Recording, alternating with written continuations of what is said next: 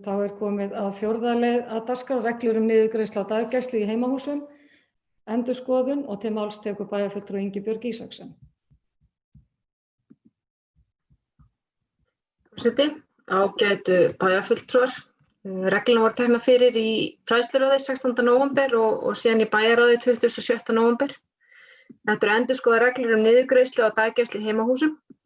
Breytingar hafa verið gerðar á reglunum vegna aukinnar niðurgreiðslna og niðurgreiðslu á 8. tímanum, þar sem horft er til breytinga á reglunum samhliða lengingu fæðingarorlofs í 10 mánuði frá 1. janúar 2020 og svo í 12 mánuði frá 1. janúar 2001. Haustið 2019 ákvað bæjarstjórn Akureyrarbæjar að jafna kostnað foreldra sem nýta þjónustu dagforeldra til jafns við þá foreldra sem nýta þjónustu leikskóla. Þessi aukna niðurgreiðsla kemur til framkvæmda mánaðamótin eftir að barn hjá dagforeldri nær innritunaraldri í leikskóla. Upphæð niðurgreiðslunnar tekur breytingum samhliða gjaldskrá dagforeldra. En framkvæmd aukinnar niðurgreiðslu með þeim hætti að upphæðin greidd til dagforeldris sem lækkar hlut forráðamanna sömu upphæð. Ég legg hér til við bæjarstjórn að samþykkja þessar endurskoðuðu reglur niðurgreiðslu á daggæslu í heimahúsum.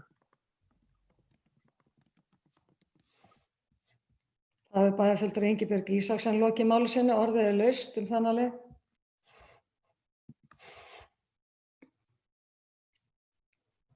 Þar sem enginn hefur hvatt sér hljóðs þeir sem geta samþykkt það gefur merki. Það er 11.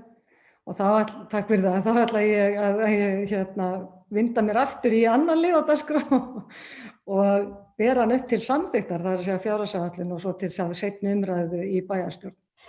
Þeir sem geta samþykkt það gefur merki. Það er 11, takk fyrir það.